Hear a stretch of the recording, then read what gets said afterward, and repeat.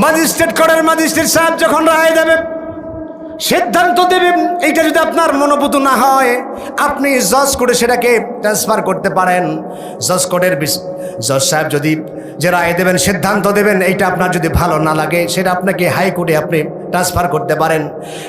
হাইকোর্টের বিচারপতি যদি রায় দেয়, এটা আপনার ভালো না লাগলে অবশ্যই আপনি সুপ্রিম কোর্টে পার করার জন্য আপনার একান্ত সিদ্ধান্ত রয়েছে, আপনি সুপ্রিম কোর্টে সেটাকে ট্রান্সফার করতে পারেন। কিন্তু সুপ্রিম কোর্টের প্রধান বিচারপতি যদি যে রায় দেবেন, যেটা লিখবেন, যে সিদ্ধান্ত দেবেন, ও বন্ধু ইচ্ছায় অনিচ্ছায় কিন্তু আপনি মানতে বাধ্য। জোরে কোন ঠিক কিনা? প্রিয় ভাইয়েরা আমার, আপনি মানতে বাধ্য। কিন্তু বলুন তো, এখানে যিনি রায় দিলেন তিনি কে? বলেন তো, ওই দুনিয়ার ম্যাজিস্ট্রেটের মতো আমার রব কি বলেন সেরকম বিচারক নাকি? দুনিয়ার ওই জজের মতো আমার আল্লাহ পাক সেরকম বিচারক নাকি? হাইকোর্টের বিচারপতি, সুপ্রিম কোর্টের বিচারপতির মতো আমার রব কি ওরকম হাকিম বিচারপতি নাকি? বলেন। আমার আল্লাহ পাক বলছেন সূরা 3-এর ভিতরে, আলাইসাল্লাহু বিআহকামিল হাকিমিন। ও দুনিয়ার মানব মণ্ডলী শোনো, আমি রব্বুল আলামিন ওরকম বিচারপতির বিচারক নয় নাকি? ওরকম বিচারপতির বিচারক কে? জোরে বলেন, আরো জোরে বলেন কে? আল্লাহ পাক বলছেন, ওই আল্লাহ, আমি আল্লাহ পাক রায় দিলাম, ঘোষণা দিলাম, সিদ্ধান্ত দিলাম। সিদ্ধান্ত বিচারটা কি?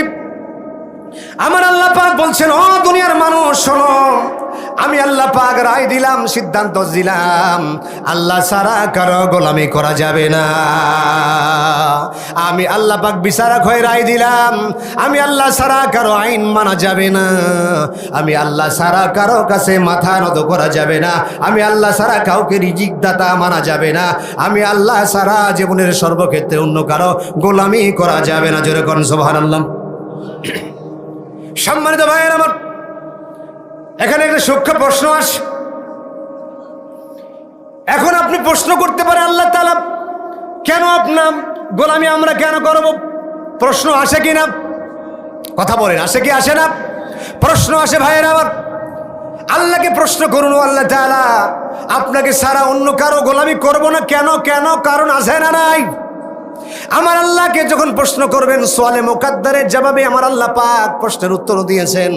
সূরা বাকারার ভিতরে আমার আল্লাহ পাক বলছেন, ইয়া আইয়ুহান নাসু উবুদু রাব্বাকুমুল্লাযী খালাকাকুম ওয়াল্লাযীনা মিন ক্বাবলিকুম লাআল্লাকুম তাত্তাকুন।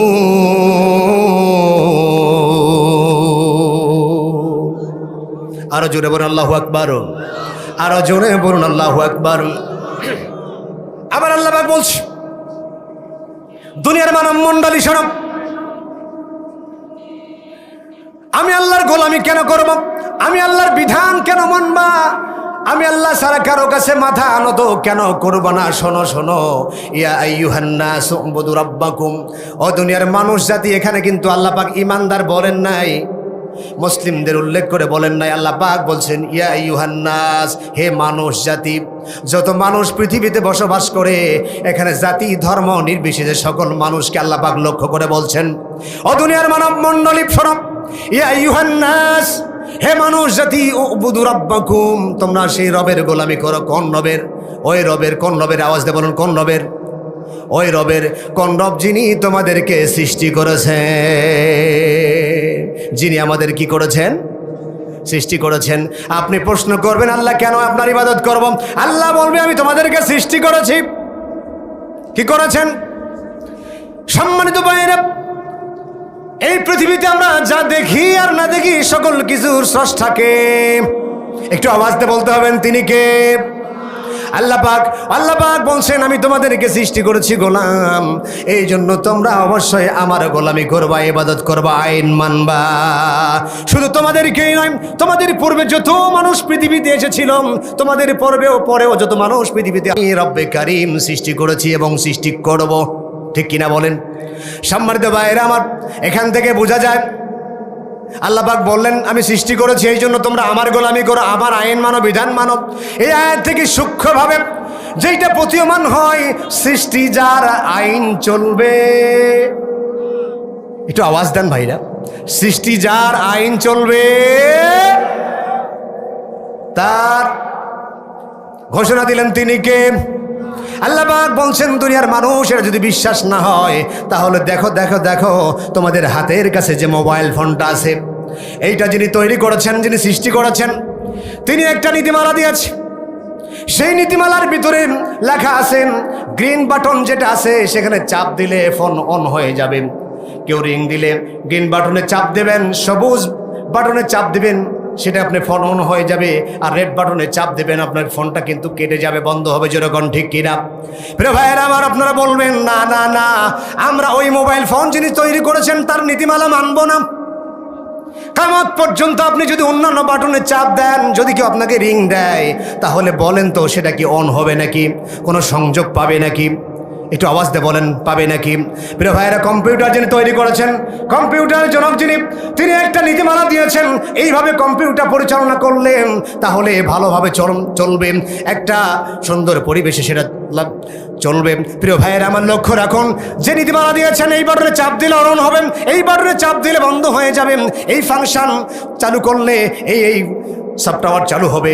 এইভাবে বিভিন্ন প্রকারের আপনি হিসাব প্রকাশ করতে পারবেন, কম্পিউটার আপনি চালাতে পারবেন। কিন্তু যার কম্পিউটার যিনি তৈরি করেছেন তার নীতিমালা বাদ দিয়ে যদি আপনি আপনার মনগড়ভাবে আপনি পরিচালনা করতে চান, বলেন তো কম্পিউটার বেশি দিন চলবে না নষ্ট হয়ে যাবে? একটু কথা বলতে হবে ভাই, নষ্ট হবে না ভালোভাবে চলবে? চিন্তা করুন, কম্পিউটারের জনক যিনি নীতিমালা দিয়েছেন তার বাহিরে আপনি চালাতে পারবেন না। মোবাইল ফোন যিনি দিয়েছেন, তৈরি করেছেন, তার বাহিরে যে নীতিমালা দিয়েছেন তার বাহিরে পরিচালনা করলে যেমনি মোবাইল ফোন নষ্ট হয়ে যাবে, সংযোগ বন্ধ হয়ে যাবে, সংযোগ পাবে না, ঠিক এমনিভাবে আল্লাহ পাক আপনাকে আমাকে সৃষ্টি করেছেন, তৈরি করেছেন। আল্লাহ পাক যে নীতিমালা দিয়েছেন সেই নীতিমালার নাম কি? একটু আওয়াজ দিয়ে বলুন, একটু আওয়াজ দিয়ে বলুন। সেই নীতিমালার নাম কোরআন। সেইটা আমাদের কাছে আছে না নাই? সেই নীতিমালা অনুযায়ী জীবন পরিচালনা করলে বন্ধু আমাদের জীবন সুন্দরভাবে চলবে না খারাপভাবে চলবে? আল্লাহ পাক এই কোরআন দিয়েছে বিশ্ব মানবতার হেদায়েতের জনগণ, ঠিক কিনা? যেমন তুমি দিলে জমিন, দিয়েছো আসমান,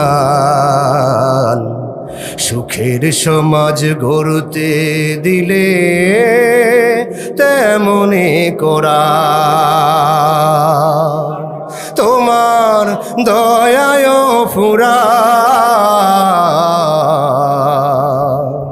দয়ায় ফুরান।